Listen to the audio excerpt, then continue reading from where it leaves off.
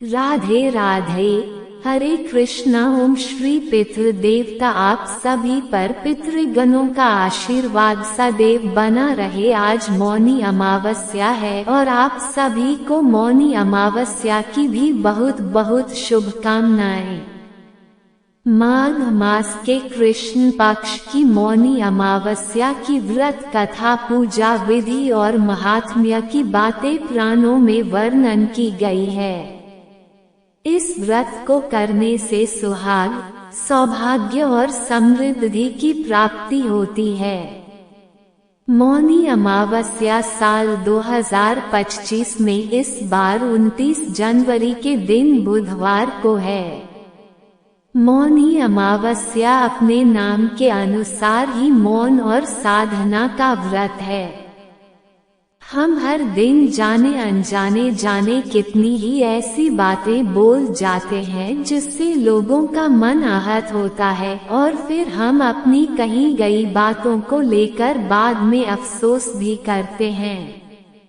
इसलिए साधना के लिए इस दिन मौन परम आवश्यक माना गया है।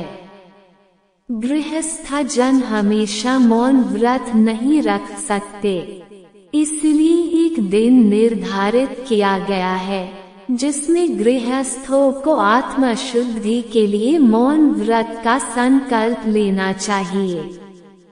मौनी अमावस्या पर संभव हो तो पूरे दिन मौन धारण करके मानसिक रूप से भगवान शिव और भगवान विष्णु का ध्यान करना चाहिए या फिर स्नान करने से पहले मौन धारण करें। स्नान करने के बाद ही कुछ भी बोले और दिन भर कोई भी ऐसी बात ना कहे जिससे किसी का मन आहत हो जाए। मौनी अमावस्या माघ कृष्ण चतुर्दशी के ठीक अगले दिन आती है और माघ कृष्ण चतुर्दशी को भगवान शिव का विवाह माता पार्वती जी से तय हुआ था और अगले दिन मुनियों और देवी देवताओं ने भगवान शिव की साधना के लिए उनकी उपासना की थी। भगवान विष्णु ने देवी पार्वती जी के भाई बनकर उनके विवाह संबंधी कार्यक्रम में भाग लेना स्वीकार किया था। और इन सब से अलग मौनी की कथा ये भी है कि सागर मंथन के समय जब असुर अमृत कलश लेकर भाग रहे थे तब इसी दिन अमृत की बूंदें छलककर प्रयाग सहित कई स्थानों पर गिरी थी। इसलिए मौनी अमावस्या पर प्रयाग सहित अन्य तीर्थों में स्नान करके दान पुण्य करने से कई गुना लाभ मिलता है। लाभ तो इस दिन व्रत करने और कथा श्रवण से भी बहुत अधिक मिलता है। इन सब के अलावा अमावस्या का दिन पितृ देवताओं को समर्पित माना जाता है और यदि इस दिन अमावस्या की कथा के साथ साथ भागवत गीता के 7वें अध्याय को पढ़कर यह सुनकर उनका पुण्य अपने पितरों को समर्पित किया जाए तो न केवल पितृजन प्राप्त हो जाते हैं बल्कि परिवारजनों को भरपूर आशीर्वाद देते हैं, जिस कारण परिवार में सुख शांति बनी रहती है, पितृदोष भी दूर हो जाता है। तो आज आपको सुनाते हैं मौनी अमावस्या के दिन सुनी जाने वाली कुछ कथाएं।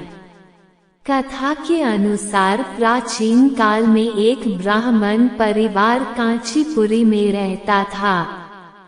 पति पत्नी दोनों ही धर्मात्मा थे और धर्म पूर्वक अपनी गृहस्थी चलाते थे। इनका नाम देव स्वामी था और उनकी पत्नी का नाम था धनवती। इनके 7 पुत्र और एकमात्र पुत्री थी जिसका नाम गुणवती था। जब गुणवती विवाह योग्य हुई तो देव स्वामी से धनवती ने कहा कि पुत्री के विवाह के लिए अब हमें वर देखना चाहिए। तब ब्राह्मण ने अपने छोटे पुत्र को बहन गुणवती की कुंडली दी और कहा कि ज्योतिषी से इनकी कुंडली दिखवा लाओ जिससे गुणवती के विवाह की बात आगे चले। ज्योतिषी को कन्या की कुंडली दिखाई। उसने बताया कि विवाह होते ही यह कन्या विधवा हो जाएगी। ज्योतिषी की यह बात जब ब्राह्मण परिवार को पता चली तो वह बहुत दुखी हो गया और इसका उपाय पूछा। तब ज्योतिषी महाराज ने बताया कि हे ब्राह्मण, सिंघल द्वीप में एक पतिव्रता महिला रहती है जिसका नाम सोना धोबिन है। अगर कन्या के विवाह से पहले सोना आपके घर आकर पूजन करे और अपना आशीर्वाद दे तो ये दोष दूर हो जाएगा। ब्राह्मण ने अपनी पुत्री गुणवती को अपने सबसे छोटे पुत्र के साथ सिंघल द्वीप भेज दिया। दोनों भाई बहन सागर किनारे पहुंचकर उसे पार करने के बारे में विचार करने लगे। जब समुद्र को पार करने का कोई रास्ता नहीं मिला तो दोनों भूखे प्यासे एक पीपल के वृक्ष के नीचे आराम करने लगे। उस पेड़ पर घोंसले में एक गिद्ध का परिवार रहता था। उस समय घोंसले में सिर्फ गिद्ध के बच्चे थे। वे सुबह से भाई बहन की बातों और क्रियाकलापों को देख रहे थे। शाम के समय जब गिद्ध की माता बच्चों के लिए भोजन लेकर घोंसले में आई तो बच्चों ने पेड़ के नीचे लेटे भाई बहन की कहानी अपनी माँ को बताई। तब उन बच्चों की माता गिद्ध को उन दोनों भाई बहनों पर दया आई और बच्चों के कहने से उसने कहा कि तुम लोग अब चिंता मत करो, मैं सागर पार करवा दूंगी। बच्चे अपनी माँ की बातों को सुनकर बहुत खुश हुए और खुशी खुशी भोजन ग्रहण किया। इधर गिद्ध की माता बच्चों को भोजन करवाकर दोनों भाई बहनों के पास आई और बोली कि मैंने आपकी समस्याओं को जान लिया है, आप चिंता मत कीजिए, आपकी समस्या का निदान मैं कर सकती हूँ और मैं आपको सोना धोबन के पास पहुँचा दूंगी। गिद्ध की बातों को सुनकर दोनों भाई बहनों का मन प्रसन्न हो गया और उन्होंने वन में मौजूद कंदमूल को खाकर रात बिताई। सुबह होते ही माता गिद्ध ने दोनों भाई बहनों को समुद्र पार करवा दिया और सिंघल द्वीप में सोना धोबी के घर के पास पहुंचा दिया। अब गुणवती सोना धोबन के घर के पास छिपकर रहने लगी। हर दिन सुबह होने से पहले वे दोनों उसके घर की साफ सफाई कर देते। एक दिन सोमा ने अपनी बहुओं से पूछा, ये सुबह सुबह घर के सारे काम कौन कर देता है? बहुएं बोली, हमारे सिवा कोई बाहर का आएगा। इस घर का काम करने के लिए सोमा धोबिन को अपनी बहुओं पर विश्वास नहीं हुआ। वह सच जानने के लिए सुबह जल्दी उठी और उसने उन दोनों भाई बहन को अपने घर का काम करते हुए देखा। तब उसने गुणवती से पूछा कि तुम दोनों कौन हो और यह घर का सारा काम क्यों कर रहे हो? तब गुणवती के भाई ने सोमा धोबिन को पूरी बात बताई। सोमा ने उनके सेवा भाव से प्रसन्न होकर उचित समय पर उनके घर पहुंचने का वचन देकर उस लड़की के वैधव्य दोष के निवारण का आश्वासन दिया, मगर भाई ने उससे अपने साथ चलने का आग्रह किया। सोमा धोबिन उन्हें मना नहीं कर पाए और उनके साथ चल पड़ी। चलते समय सोमा ने अपनी बहुओं से कहा, यदि मेरे पीछे किसी का देहांत हो जाए तो उसके शरीर को नष्ट मत करना, तुम मेरा इंतजार करना। और इतना कहकर वह भाई और बहन के साथ कांचीपुरी चली गई। कुछ दिनों बाद गुणवती के विवाह का कार्यक्रम तय हो गया और विवाह के समय 7वां फेरा होते ही गुणवती के पति की मृत्यु हो गई।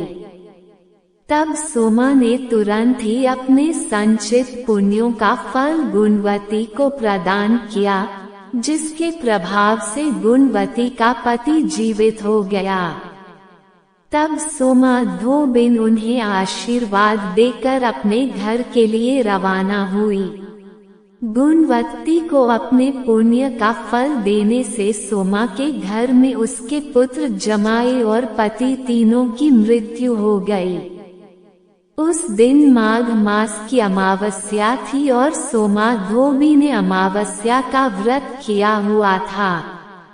उसने अपने व्रत का पुण्य फल सिंचित करने के लिए रास्ते में पीपल के वृक्ष की छाया में विष्णु भगवान का पूजन किया और पूजन के बाद 108 बार पीपल के वृक्ष की परिक्रमा की। 108 परिक्रमाएं पूरी होते ही उसके परिवार के सभी मृतक जन जीवित हो गए। बोलो विष्णु भगवान की जय, बांके बिहारी लाल की जय, शिव शंकर भगवान की जय। कहानी सुनने वाले, कहने वाले और हुकारा भरने वाले सभी पर अपनी कृपा बनाए रखना। अब आप सुनिए पितृ देवताओं की कथा। पुराने समय की बात है। एक छोटे से गांव में एक श्रद्धालु व्यक्ति हरिहर अपनी पत्नी सुमति और 2 बच्चों के साथ रहता था। हरिहर निर्धन था, परंतु इसके हृदय में 17 सेकंड स्पीकर 1 भक्ति और अपने पितरों के प्रति अटूट श्रद्धा थी। वो हर वर्ष श्राद्ध पक्ष में अपने पितरों की तृप्ति के लिए विधि पूर्वक तर्पण और हवन करता, लेकिन उसके जीवन में अभाव था। न पर्याप्त धन था, न परिवार में कोई सुख शांति। एक रात हरिहर को स्वप्न आया।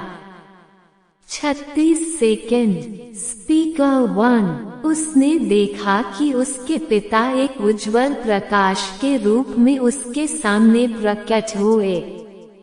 उनमें से सबसे बड़े पितामह ने कहा, हरिहर, तुम्हारी भक्ति हमें प्रसन्न करती है, परंतु तुम्हारी श्रद्धा अधूरी है। जब तक तुम पूरे विधि विधान से पितृकर्म नहीं करोगे। 54 सेकंड स्पीकर 1 तुम्हारी कठिनाइयां समाप्त नहीं होंगी। हरिहर ने हाथ जोड़कर पूछा, हे पितृदेव, कृपया मुझे सही मार्ग दिखाए। मैं आपके आशीर्वाद से अपने परिवार का कल्याण चाहता हूँ। तब पितामह ने कहा, तुम्हें गया जी की यात्रा करनी होगी और वह पिंडदान करना होगा। 1 मिनट 13 सेकंड स्पीकर 1 वही तुम्हारी साधना पूर्ण होगी। इसके अलावा हर अमावस्या के दिन अपने घर के मुख्य द्वार पर दक्षिण दिशा की तरफ मुंह करके हमारा स्मरण करके तुम्हें दीप जलाना होगा। ऐसा कहकर भीतर अंतर ध्यान हो गई। अगली सुबह हरिहर ने अपने सपने के बारे में अपनी पत्नी सुमति को बताया। 1 मिनट 33 सेकंड स्पीकर 1 निर्धनता होने के बावजूद भी दोनों ने गया जी जाने का निश्चय किया। रास्ता लंबा और कठिन था, खाने के लिए भोजन नहीं था, ठहरने का कोई ठिकाना नहीं। एक दिन यात्रा के दौरान उन्हें एक वृद्ध साधु मिले। साधु ने हरिहर से पूछा, इस कठिन यात्रा पर क्यों निकले हो? 1 मिनट 52 सेकंड स्पीकर 1 तब हरिहर ने उन्हें अपना स्वप्न बताया। साधु ने मुस्कुराकर कहा, तुम्हारी श्रद्धा महान है, भगवान और पितर तुम्हारे साथ है। ये लो, ये चमत्कारी ताम्र पात्र है। इसे गया जीमे के समय पवित्र जल से भर कर पितरों को अर्पित करना। इससे 2 मिनट 10 सेकंड। स्पीकर 1, तुम्हारे सभी पितर प्रसन्न होंगे और तुम्हारे कष्ट भी समाप्त हो जाएंगे। तब गया जी पहुंचकर हरिहर ने विधि पूर्वक पिंडी दान किया। जैसे ही उसने ताम्र पात्र से जल अर्पित किया, एक दिव्य प्रकाश प्रकट हुआ। पितृ देवता फिर से प्रकट हुए और उन्होंने कहा, हरिहर 2 मिनट 28 सेकंड। स्पीकर 1, तुम्हारी श्रद्धा ने हमें कर दिया है। अब तुम्हारे जीवन से दरिद्रता, रोग और अशांति दूर हो जाएगी। तुम्हारा परिवार समृद्ध होगा और तुम्हारे वंशज भी हमेशा सुखी रहेंगे। पितरों ने आशीर्वाद दिया और अंतर ध्यान हो गए। हरिहर जब गांव लौटा तो उसके जीवन में बदलाव आ चुका था। 2 मिनट 47 सेकंड। स्पीकर 1, अब उससे खेती में नुकसान नहीं होता, बल्कि उसके खेतों में अब फसलें लहलाने लगी थी। व्यापार में लाभ होने लगा था और उसके परिवार में सुख शांति छा गई थी। गांव वालों ने ये चमत्कार देखा तो देखकर दंग रह गए। तब हरिहर ने सभी को पितरों की महिमा और श्राद्ध कर्म का महत्व समझाया। 3 मिनट 6 सेकंड। स्पीकर 1, इस कहानी से शिक्षा मिलती है कि पितरों की सेवा और तर्पण से जीवन के सभी संकट समाप्त हो सकते हैं। पितृपक्ष का हर कर्म केवल एक परंपरा नहीं, बल्कि हमारे पूर्वजों के प्रति कृतज्ञता प्रकट करने का एक पवित्र साधन है। ये थी पितरों की कथा। उम्मीद है आपको कथा पसंद आई होगी। वीडियो को लाइक जरूर कीजिएगा।